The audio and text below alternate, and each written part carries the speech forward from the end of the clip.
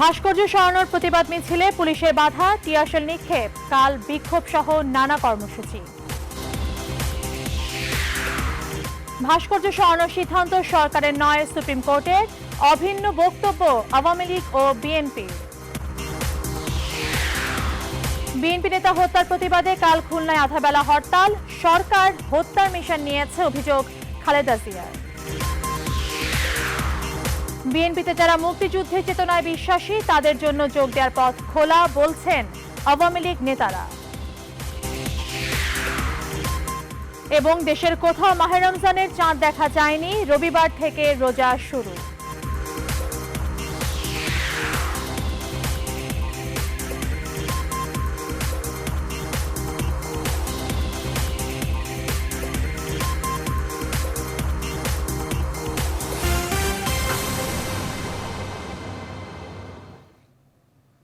স্বাগত নিউজ 24 সংবাদে, সাথে আছে আমি তাবাসসুম আহমেদ।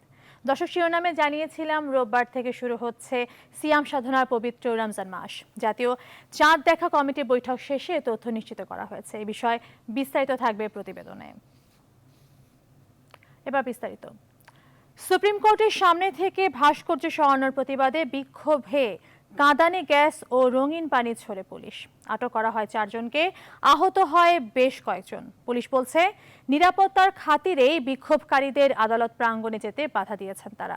প্রতিবাদ মিছিলে বাধার প্রতিবাদে কাল সারা দেশে শিক্ষা প্রতিষ্ঠানে বিক্ষোভ সহ নানা কর্মসূচি ঘোষণা করা হয়েছে। অন্তরা বিশ্বাসের প্রতিবেদন।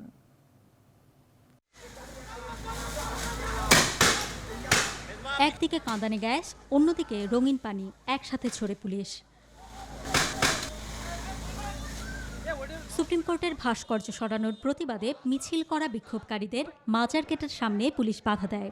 বিক্ষোভকারীরা রাজু ভাস্কর্যের সামনে সমাবেশ শেষ করে সুপ্রিম কোর্ট প্রাঙ্গণে মিছিল নিয়ে যাওয়ার চেষ্টা চালায় কয়েক দফায়। কিন্তু রঙিন পানির বেগ আর কাঁদানে গ্যাসের তোপের মুখে এগোতে পারে না খুব একটা। পুলিশের সাথে বাগবিতণ্ডাও হয় এক পর্যায়ে। বডি তাক করে করে টিয়ারশেল মেরেছে এবং তারা এইটার মধ্য দিয়ে যে জিনিসটা প্রমাণ করেছে, তারা আলটিমেটলি মৌলবাদের তোষণ করছে। এরা হেফাজতের সরকার। জল কামান ছোড়া হয়েছে, কিন্তু আমরা আমাদের দাবিতে অটল আছি এবং আমরা আমাদের আন্দোলন চালু রাখবো। সরকারের এই ফ্যাসিবাদী নীতির আমরা তীব্র নিন্দা জানাচ্ছি। চলাচলে বিঘ্ন সৃষ্টি করছে, নিরাপত্তাহীনতা ঘটাচ্ছে। সেই জন্য আমাদের এটা প্রিভেন্টিভ করতে হবে। প্রগতিশীল ছাত্র সংগঠনগুলোর বিক্ষোভকারীরা পুলিশের হামলার নিন্দা জানায়। আর সুপ্রিম কোর্টের ভাস্কর্য সরানোর প্রতিবাদে শনিবারে সারা দেশে বিক্ষোভের ঘোষণা দেয়। সকল জেলা, উপজেলা, কলেজ, বিশ্ববিদ্যালয়ে এই বিক্ষোভ কর্মসূচি অনুষ্ঠিত হবে। ঢাকায় আগামীকাল বিকেলবেলা ঢাকায় বিক্ষোভ কর্মসূচি আমরা পালন করব। বিক্ষোভের সময় ছাত্র ইউনিয়নের সাধারণ সম্পাদক লিটন নন্দী সহ 4 জনকে আটক করে পুলিশ। বেশ কয়েকজন আহত হয় বলেও দাবি করেন বিক্ষোভকারীরা। কেউ হাইকোর্টে সভা সমাবেশ করতে পারে না, তো এই হাইকোর্টের নিরাপত্তার কথা বিবেচনা করে তাদেরকে আমরা নিবৃত্ত করছি, সকাল থেকে নিবৃত্ত করছি যে হাইকোর্টে আসা যাবে না, দূর থেকে যেটা করেন। মৌখিকভাবে তাদের নিবৃত্ত করার চেষ্টা করছি, তারা আসেনি। এরপর যখন দেখছি আমরা যে একটা নির্দিষ্ট জায়গায় একটা ব্যারিকেড দিয়েছি যে এর পাশে আসা যাবে না, তারপর তারা যখন ব্যারিকেড ভাঙার চেষ্টা করছে তখন আমরা তাদেরকে ডিসপাস করছি। বৃহস্পতিবার রাতে সুপ্রিম কোর্ট প্রাঙ্গণ থেকে বিচারের প্রতীক জাস্টিস লেডির আদলে তৈরি ভাস্কর্যটিকে সরানো হয়। অন্তরা বিশ্বাস, নিউজ 24, ঢাকা। সরকার দেশকে সাম্প্রদায়িক রাষ্ট্রে পরিণত করতে চায়, এমন মন্তব্য করেছেন গণজাগরণ মঞ্চের মুখপাত্র ইমরান এইচ সরকার। শুক্রবার সন্ধ্যায় সুপ্রিম কোর্ট প্রাঙ্গণ থেকে ভাস্কর্য অপসারণের প্রতিবাদে এক মশাল মিছিল শেষে কথা বলেন তিনি। এছাড়া দেশে গণতন্ত্র, মানুষের কথা বলার অধিকার নেই বলেও উল্লেখ করেন তিনি। এ সময় প্রগতিশীল ছাত্র সংগঠনের আটক 4 কর্মীকে অবিলম্বে মুক্তির দাবি জানানো হয় মিছিল থেকে।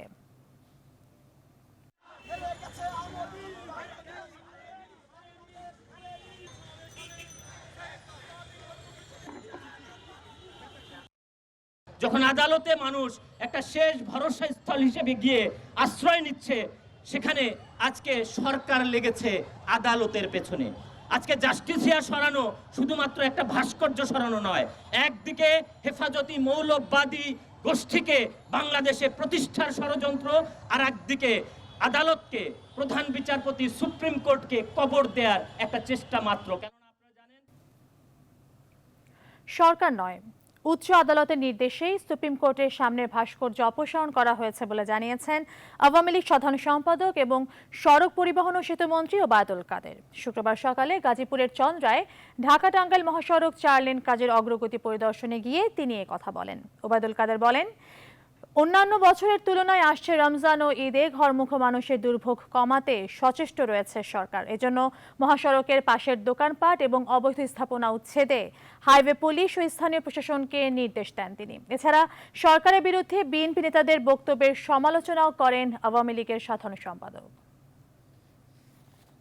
ওডেসের যে মূর্তি সেটা অপসারণের ব্যাপারে সরকারের কোনো বিষয় না, এটা হচ্ছে একেবারে কোর্টের এখতিয়ার। এটা অপসারণের ক্ষমতা সরকারের কোনো এখতিয়ারে নেই, এটা সুপ্রিম কোর্টের বিষয়, সুপ্রিম কোর্টের সিদ্ধান্ত। প্রধানমন্ত্রী নয়, প্রধান বিচারপতির নির্দেশেই সুপ্রিম কোর্ট প্রাঙ্গণ থেকে ভাস্কর্য সরানো হয়েছে।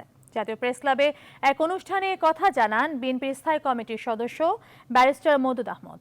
তিনি আরও জানান, সিনিয়র আইনজীবীদের সঙ্গে কথা বলেছেন প্রধান বিচারপতি সুরেন্দ্র কুমার সিনহা। এরপরই এই ভাস্কর্য সরানোর সিদ্ধান্ত বাস্তবায়নের নির্দেশ দেন তিনি। এদিকে মানুষের মনোভাব বুঝেই প্রধান বিচারপতি ভাস্কর্য সরানোর এই সিদ্ধান্ত দিয়েছেন বলে মনে করেন দলটির যুগ্ম মহাসচিব রুহুল কবির রিজভীও।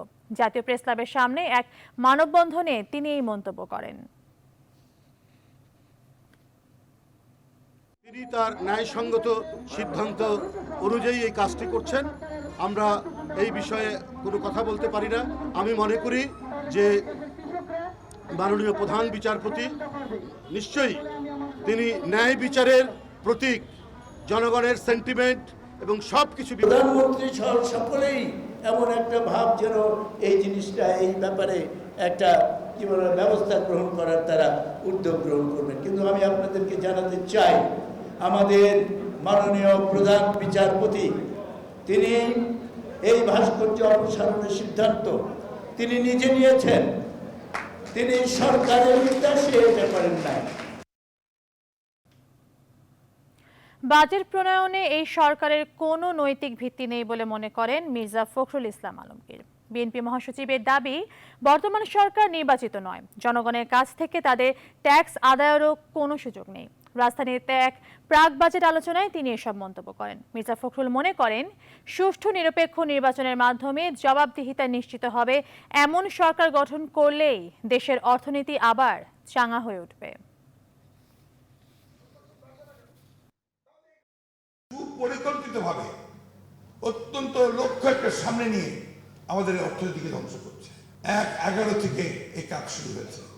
এই সরকারের কোনো নৈতিক ভিত্তি নেই এই দেশে বাজেট প্রণয়ন করার, যে কথাটা প্রধানমন্ত্রী বলেছেন, কারণ এরা তো নির্বাচিত হয়েই আসেনি। সুতরাং জনগণের যে ট্যাক্স তারা নেবে, সেই ট্যাক্স তারা কোন অধিকারে নিচ্ছে, এর কোনো ভিত্তি জবাব তারা দিতে পারবে না। কোথাও কোনো জবাবদিহিতা নেই, না পার্লামেন্ট আছে বা জনগণ আছে, কোথাও কোনো জবাবদিহিতা নেই।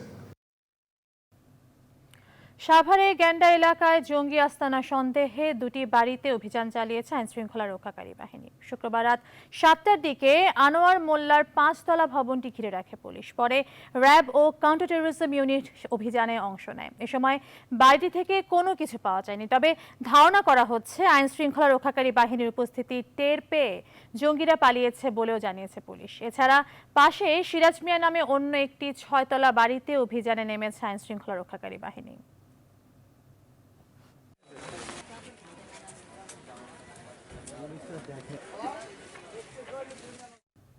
দর্শক, এই বিষয়ে বিস্তারিত জানবো সহকর্মী নাজমুল হুদার কাছ থেকে। নাজমুল, একটি বাড়িতে অভিযান শেষ হয়েছে, অন্যটিতে চলছে, কি সবশেষ খবর আছে আপনার কাছে?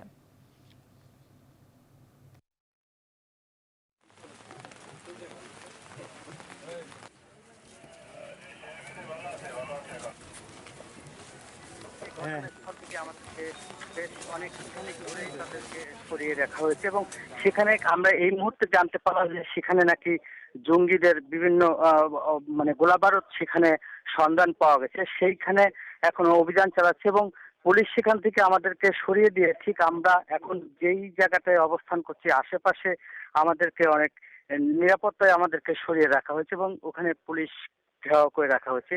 এবং যেই সিরাজ মিয়ার বাড়িতে বলা হচ্ছে যে 6তলা ভবনের ঠিক সেখানে তারা পুরা নিরাপত্তা চাদরে ঢেকে দেওয়া হয়েছে এবং সেখানে তারা বিভিন্নভাবে তারা মানে অভিযান চালাচ্ছে, কিভাবে ভিতরে প্রবেশ করবে, কিভাবে কি আছে কি বিষয়, সেগুলি খুঁটিনাটি বিষয়গুলি নিয়ে তারা পুঙ্খানুপুঙ্খানুভাবে তদন্ত করছে এবং সেখানে যাওয়ার জন্য খুব চেষ্টা করছে। আপনারা জানেন যে এখানে পুলিশের পাশাপাশি র্যাবও রয়েছে এবং বেশ কয়েকটি আইন শৃঙ্খলা বাহিনী তারা এখানে কাজ করছে। আপনারা জানেন যে এই জঙ্গি নাশকতাকারী যারা এইখানে খবর পাওয়ার পরপরই তারা সকাল থেকেই নজরে রাখা হয়েছে এবং সেই থেকে ঠিক সন্ধ্যা 7টার সময় তারা অভিযান চালিয়েছেন এই বাড়িতে। পাশে আনোয়ারের বাড়িতে অভিযান চালানোর পরেই সেখান থেকে জঙ্গিদের খবর না পাওয়ার পরেই তারা চলে এসেছে ঠিক পাশে আরেকটা বাড়িতে, সেই বাড়িতে তারা অবস্থান নিচ্ছে এবং সেখানে তারা অভিযান চালাচ্ছে যে কি আসলে ঘটেছে এবং কি ওখানে অবস্থান করছে, কি রয়েছে, কি আসার বিষয়। আমাদেরকে ঠিক ওখান থেকে সরিয়ে রাখা হয়েছে। এই ছিল আমার কাছে সর্বশেষ। তাবাচ্চুম। নাজমুল, আপনাকে ধন্যবাদ। দর্শক, সাভারের গ্যান্ডা এলাকায় একটি বাড়িতে অভিযান সম্পন্ন হয়েছে এবং আরও একটি বাড়িতে অভিযান চলছে। আমাদের সহকর্মী নাজমুল হুদা যেমনটি জানাচ্ছিলেন যে অভিযান এখনও চলছে। আমরা আশা করছি আমাদের পরবর্তী বুলেটিনে আমরা জানিয়ে দিতে পারবো যে অভিযানের ফলাফলটি কি। সাংগঠনিক সম্পাদক আলাউদ্দিন মিঠুকে হত্যার প্রতিবাদে খুলনায় শনিবার রাতেবেলা হরতালের ডাক দিয়েছে খুলনা মহানগর বিএনপি। একই সঙ্গে 3 দিনের কর্মসূচি ঘোষণা করেছে দলটি। এদিকে প্রত্যক্ষদর্শীরা জানিয়েছেন ডিবি পুলিশ পরিচয় মিঠুকে হত্যা করা হয়েছে। শামসুজ্জামান শাহিনের তথ্য ছবিতে দেখুন ডেস্ক রিপোর্ট। বৃহস্পতিবার রাতে খুলনার ফুলতলায় নিজের ব্যবসা প্রতিষ্ঠানেই গুলিবিদ্ধ হন জেলা বিএনপির সাংগঠনিক সম্পাদক আলাউদ্দিন মিঠু। প্রত্যক্ষদর্শীদের দাবি, ডিবি পুলিশ পরিচয়ে হত্যাকাণ্ড ঘটিয়েছে দুর্বৃত্তরা। আমার 9:30টার সময় যখন এসে 3টে মোটরসাইকেল নিয়ে আসে 6 জন লোক ডিবির পোশাক পরা এবং ডিবির পরিচয় দিয়ে আমাদের অস্ত্র ঠেকা দিয়ে ভিতরে ঢুকে যায়, তাকে ওপেন গুলি করলো। একটা ফ্যামিলি কত রক্ত দিবে বলেন? প্রথমে ফুফাকে মারলো, পরে আমার আরেক ভাইকে মারলো, লাস্টে এই ভাইকে মারলো। এর আগে 1998 সালে মিঠুর বাবা দামোদর ইউপি চেয়ারম্যান কাশিম আলী সরকার এবং 2010 সালে বড় ভাই একই ইউপি চেয়ারম্যান আবু সাইদ বাদলকেও গুলি করে হত্যা করা হয়। সাংগঠনিক সম্পাদককে হত্যার ঘটনায় শনিবার খুলনায় আধাবেলা হরতাল ডেকেছে মহানগর বিএনপি। আগামীকাল শনিবার ভোর 6টা থেকে বেলা 12টা পর্যন্ত এই নারকীয় হত্যাকাণ্ডের প্রতিবাদে খুলনা জেলা এবং মহানগরী সর্বত্র হরতাল, আগবেলা হরতাল পালন করার জন্য আমরা খুলনাবাসীর প্রতি আহ্বান জানাচ্ছি। Desk report, news 24। এদিকে সরকার বিএনপির বলিষ্ঠ নেতাকর্মীদের বেছে বেছে হত্যা করার মিশন নিয়ে কাজ করছে বলে অভিযোগ করেছেন দলের চেয়ারপারসন বেগম খালেদা জিয়া। খুলনায় বিএনপি নেতা সর্দার আলাউদ্দিন সেই মিশনেরই নিষ্ঠুর শিকার বলে মন্তব্য করেন তিনি। শুক্রবার গণমাধ্যমে পাঠানো এক বিবৃতিতে খালেদা জিয়া এসব কথা বলেন। বৃহস্পতিবার রাতে নিজের কার্যালয়ে দুর্বৃত্তদের গুলিতে খুন হন সর্দার আলাউদ্দিন মিঠু। খালেদা জিয়া আরও অভিযোগ করেন, দেশে বিএনপি নেতাকর্মীদের হত্যার মাধ্যমে হাত রক্তে রঞ্জিত করে বাংলাদেশ নামক স্বাধীন রাষ্ট্রটিকে এখন গোরস্থানে পরিণত করা হয়েছে। বলেন, এই হত্যার উদ্দেশ্য হচ্ছে হত্যাকাণ্ডের মাধ্যমে সমাজের মধ্যে আতঙ্ক সৃষ্টি করা, যাতে কেউ সরকারের বিরুদ্ধে কথা বলার সাহস না পায়।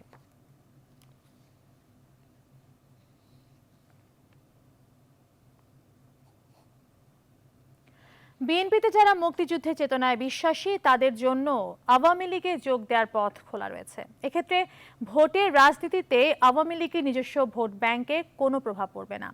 নিউজ 24-এর সঙ্গে একান্ত সাক্ষাৎকারে এমন মন্তব্য করেন দলের শীর্ষ নেতারা। বাকিটা জানাচ্ছেন আফরিন আনোয়ার। গত 20 মে অনুষ্ঠিত হয় আওয়ামী লীগের কাউন্সিল পরবর্তী প্রথম বর্ধিত সভা। সভাপতিত্ব করেন দলীয় সভানেত্রী শেখ হাসিনা। নিজে সদস্য হয়ে উদ্বোধন করেন দলীয় সদস্য সংগ্রহের কাজ। একেবারে সমাজের নিম্ন স্তরে পড়ে থাকা জনগণ, তাদের ভাগ্য যতদিন আমরা পরিবর্তন করতে না পারবো ততদিন আমরা কখনো থেমে থাকবো না। এ সময় নেতাকর্মীদের উল্লাসের পাশাপাশি স্পষ্ট হয়ে ওঠে তাদের ক্ষোভের বিষয়গুলো। এমপি মন্ত্রীদের বিরুদ্ধে অভিযোগ ওঠে বহিরাগতদের দলে ভেড়ানোর। কিছু কিছু জায়গায় দল ভারী করার জন্য, নিজের করার জন্যই আজকে জামাত, বিএনপি, জাতীয় পার্টি, আদার্স লোকজনকে নিয়ে নিজের শক্তি প্রতিষ্ঠিত করার জন্য এই সমস্তগুলি দল ভারী করার জন্য চেষ্টা করছে। তবে মুক্তিযুদ্ধের চেতনায় বিশ্বাসী বিএনপির নেতাকর্মীরা আওয়ামী লীগে আসলে তাতে ভয়ের কারণ নেই বললেন দলের এই শীর্ষ নেতা। সচেতনভাবে জামাতের কর্মীদের নেওয়া এটা আমি কোনো ক্রমেই সমর্থন করি না, এটা হতে পারে না। বিএনপিতে মুক্তিযুদ্ধের চেতনার পক্ষের লোক আছে যারা বিভ্রান্ত হয়ে বিএনপিতে গিয়েছে, তাদেরকে দলে আনতে তো আমি কোনো অসুবিধা দেখি না। দলের ভোট বাড়াইতে হলে তো আনতে হবে, কিন্তু আমাদের সাবধান থাকতে হবে যারা মুক্তিযুদ্ধের স্বাধীনতার চেতনায় বিশ্বাস করে না, যারা সুবিধাভোগী উচ্ছিষ্টভোগী এখনও পাকিস্তানকে নিয়ে স্বপ্ন দেখে, তারা যেন কোনো ক্রমেই দলে যোগ না দিতে পারে। আর এক্ষেত্রে দলের নিজস্ব ভোট ব্যাংক ক্ষতির মুখে পড়বে না বলে মনে করেন মাহবুবুল আলম হানিফ। যে সমস্ত ব্যক্তির সামাজিক গ্রহণযোগ্যতা আছে, তাদের একটা সামাজিক ভাবমূর্তি আছে, তাদেরকে আমরা স্বাগত জানাচ্ছি। এর মধ্যে দিয়ে আমার মনে হয় যে ভোট ব্যাংক কমবে না, বরং এটা হয়তো আমাদের দলে কিছুটা সমৃদ্ধিও লাভ করতে পারে। তবে নতুন সদস্য সংগ্রহ, পুরনো সদস্য পদ নবায়ন অথবা বহিরাগতদের দলে অন্তর্ভুক্তির পুরো প্রক্রিয়াটি হবে কেন্দ্রের বিশেষ বিবেচনায়। আফরিন আনোয়ার, নিউজ 24, ঢাকা। রাজধানীর সমৃদ্ধ হাসপাতালের পাশের একটি বাড়ি থেকে 25 জনকে আটক করেছে পুলিশ। পুলিশের দাবি, আটক করা ব্যক্তিরা জামায়াত শিবির নেতাকর্মী। সরকার বিরোধী কর্মকাণ্ডের অভিযোগে তাদের আটক করা হয়। পুলিশের তেজগাঁও বিভাগের উপকমিশনার বিপ্লব কুমার সরকার এক সংবাদ সম্মেলনে এসব তথ্য জানান। তিনি আরও জানান, শুক্রবার বেলা 3টার দিকে সমৃদ্ধ হাসপাতালের পাশের গলির একটি বাড়িতে অভিযান চালানো হয়। এখানে সরকারকে বেকায়দায় ফেলার জন্য এই বাড়িতে বৈঠক চলছিল। এখান থেকে জামায়াত শিবিরের 25 জন নেতাকর্মীকে আটক করা হয়। তাদের কাছ থেকে 16টি কম্পিউটার, বিভিন্ন ধরনের প্রচারপত্র ও বই উদ্ধার করা হয় বলেও জানান তিনি।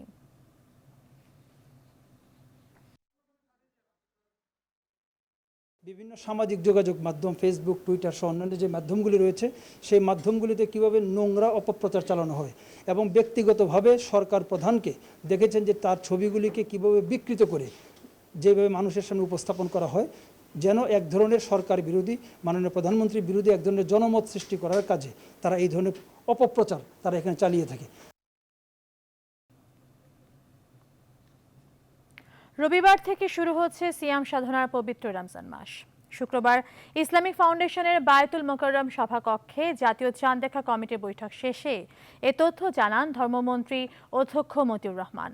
শুক্রবার সন্ধ্যা জাতীয় চাঁদ দেখা কমিটির সভায় সভাপতিত্ব করেন জাতীয় চাঁদ দেখা কমিটির সভাপতি ও ধর্মমন্ত্রী মতিউর রহমান। সভা শেষে মন্ত্রী জানান, দেশের কোথাও রমজান মাসে চাঁদ দেখা যায়নি, তাই রবিবার থেকেই শুরু হচ্ছে সিয়াম সাধনার রোজা। 22 জুন বৃহস্পতিবার দিবাগত রাতে পবিত্র লাইলাতুল কদর পালিত হবে। বৃহস্পতিবার রমজানের চাঁদ দেখা না যাওয়ায় শনিবার থেকে সৌদি আরবে রোজা পালন করবেন দেশটির মুসলমানরা।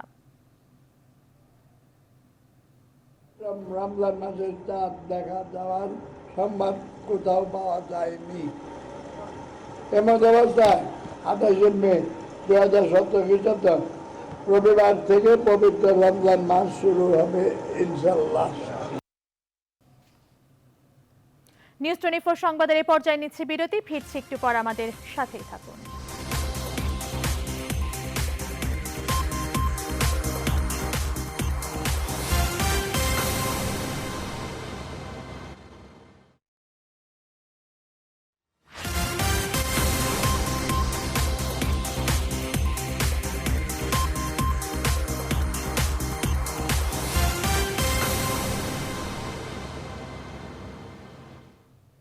বিরতির পর আবারও স্বাগত। আপনারা দেখছেন নিউজ 24 সংবাদ। সুন্দরবনের চাঁদপাই রেঞ্জে আগুন লেগে অন্তত 4 একর বন পুড়ে গেছে। এই ঘটনায় 3 সদস্যের তদন্ত কমিটি গঠন করা হয়েছে। কমিটিকে আগামী 7 দিনের মধ্যে বিভাগীয় বন কর্মকর্তার কাছে প্রতিবেদন জমা দিতে বলা হয়েছে। শুক্রবার সকালে অজ্ঞাত কারণে এই আগুন লাগে। বন বিভাগ জানায়, পূর্ব সুন্দরবনের আব্দুল্লাহ সিলা এলাকায় এই আগুন দ্রুতই ছড়িয়ে পড়ে। খবর পেয়ে শরণখোলা থেকে ফায়ার সার্ভিসের 2টি ইউনিট ঘটনাস্থলে রওনা হয়। শেষ খবর পাওয়া পর্যন্ত আগুন এখনও পুরোপুরি নিয়ন্ত্রণে আসেনি। শনিবার সকালে আবার আগুন নেভানোর কাজ শুরু করবে ফায়ার সার্ভিস।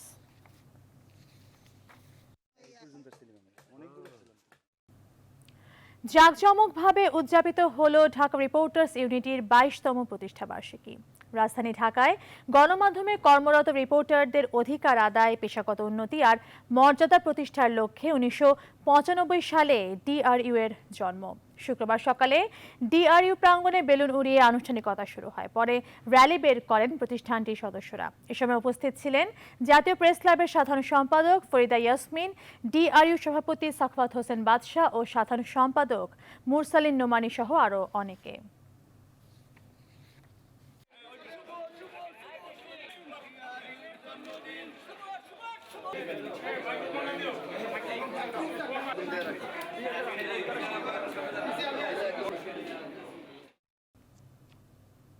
এবার ফার্স্ট সিকিউরিটি ইসলামী ব্যাংক অর্থ বাণিজ্যের সংবাদ।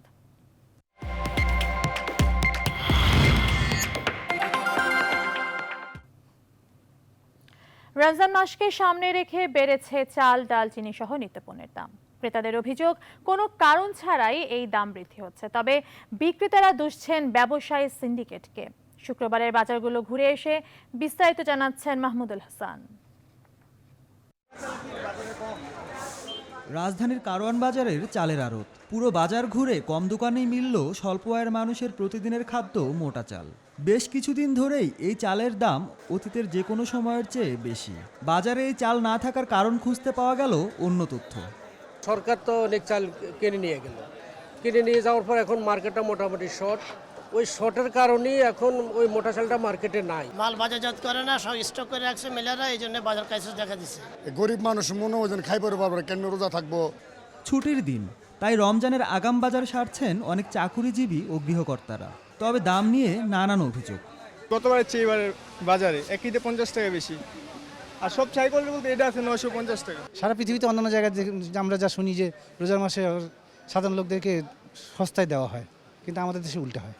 মাছ মাংসের বাজার মোটামুটি স্থিতিশীল, তবে কাঁচা বাজারের অনেক পণ্যের দাম কারণ ছাড়াই বেড়েছে বলে অভিযোগ ক্রেতাদের, যদিও মানতে নারাজ বিক্রেতারা। অনেকে সিন্ডিকেট করে বাড়িয়ে ফেলে, হয়তো সিন্ডিকেট করার সুযোগ মার্কেটে যদি অ্যাভেলেবল মাল থাকে তাহলে তো বাড়ার সুযোগ নাই। এক দোকান কর 90 টাকা, এক দোকানে কর 70 টাকা, তাহলে কোন দিকে আমরা কম পাবো? কোন আগেও এরকমই দাম ছিল 480 টাকা বা হয়তো 470 টাকাও নিত, কিন্তু 480 টাকার বেশি হইলে এটা বেশি দাম হয়ে যায়। বাজারের ফটকে মূল্য তালিকা ঝোলানো থাকলেও বাস্তবের সাথে তার ফারাক অনেক। মাহমুদুল হাসান, নিউজ 24, ঢাকা। নিউজ 24 সংবাদের সময় হলো আরও একটি বিরতির, আমাদের সাথেই থাকুন।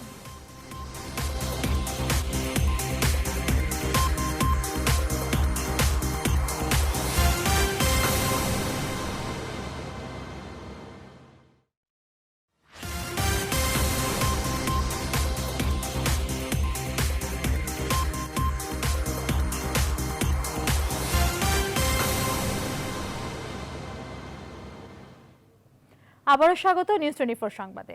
এবার নিউজ 24 আন্তর্জাতিক।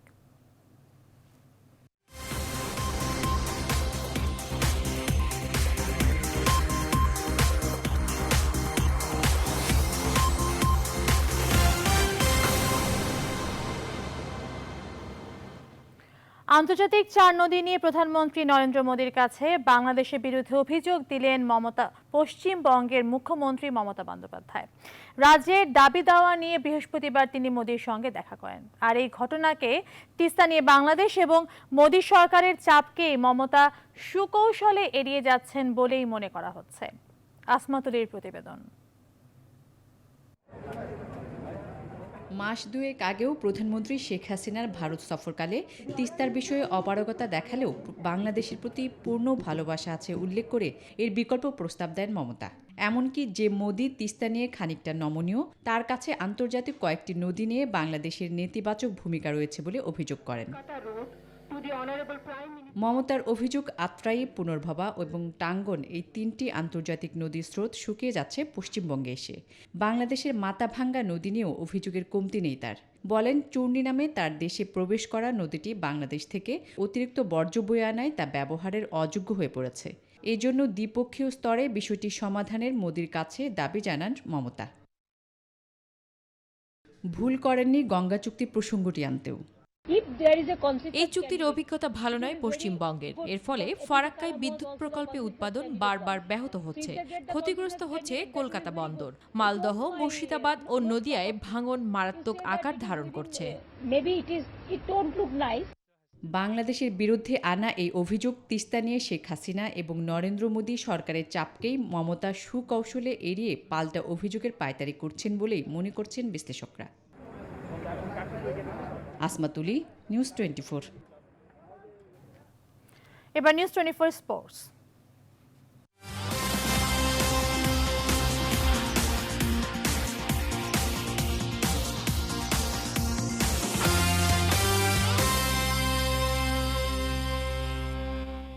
চ্যাম্পিয়ন্স ট্রফিতে কাল থেকে মিশন শুরু হচ্ছে বাংলাদেশের। বার্মিংহামে প্রথম প্রস্তুতি ম্যাচে পাকিস্তানের বিপক্ষে মাঠে নামবে মাশরাফিরা। এজবস্টনে শনিবার বিকেল 3:30টায় শুরু হবে খেলা। এবারের আসরকে সামনে রেখে বাংলাদেশের প্রস্তুতি বেশ ভালোই হয়েছে। ট্রাই নেশন সিরিজে আয়ারল্যান্ড ও নিউজিল্যান্ড দুই দলের সঙ্গে জিতেছে বাংলাদেশ। প্রথমবার আইসিসি র্যাঙ্কিংয়ে 6 নম্বর জায়গাটাও দখল হয়েছে। বাংলাদেশ দলের হয়ে সদ্য সমাপ্ত ত্রিদেশীয় সিরিজে তামিম, সৌম্য, সাকিব, মুস্তাফিজরা আলো করেছেন। অধিকাংশ ক্রিকেটারও ফর্মে ফেরার ইঙ্গিত দিয়েছেন। পাকিস্তান ছাড়াও বাংলাদেশ আগামী 30 মে খেলবে শক্তিশালী ভারতের সঙ্গে। আর চ্যাম্পিয়ন্স ট্রফির প্রথম ম্যাচ 1 জুন স্বাগতিক ইংল্যান্ডের বিপক্ষে।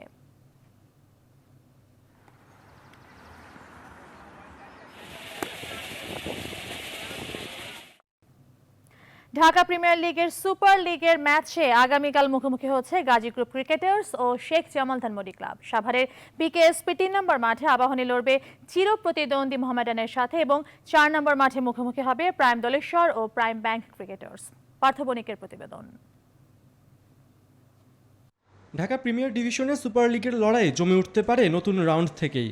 প্রথম ম্যাচে হেরে যাওয়া গাজী গ্রুপের সামনে সুযোগ ঘুরে দাঁড়ানোর। কোচ সালাউদ্দিনও আশাবাদী এ ব্যাপারে। শেখ জামালের বিপক্ষে ফিরছেন গাজী গ্রুপের নাসির হোসেন। অধিনায়কও থাকছেন তিনি। আর এই গরমে ধীর গতির বোলিংয়ে যাতে শাস্তি না হয় সেই আবেদন করলেন গাজী গ্রুপের কোচ সালাউদ্দিন।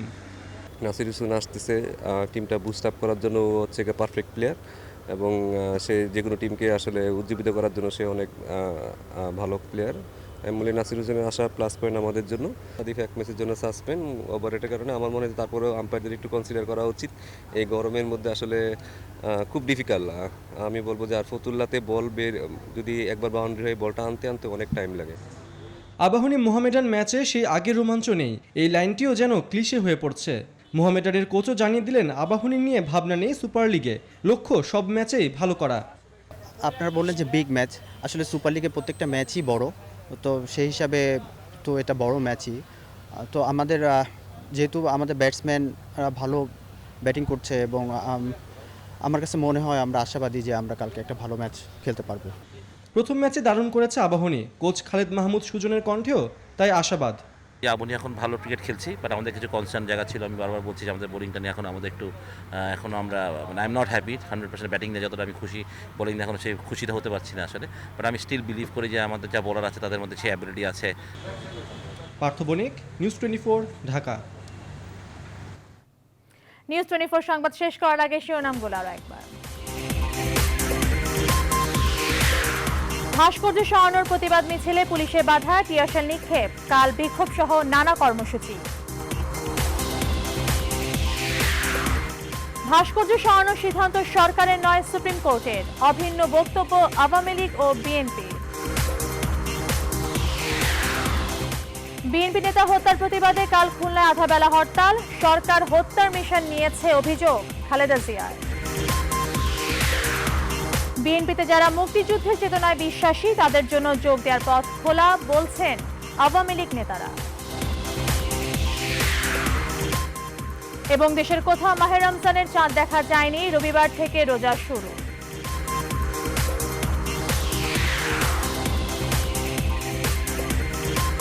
নিউজ 24 সংবাদ এখন এই পর্যন্তই। পরবর্তী আয়োজন নিউজ 24 বিনোদন দেখার আমন্ত্রণ জানিয়ে শেষ করছি। ধন্যবাদ সবাইকে।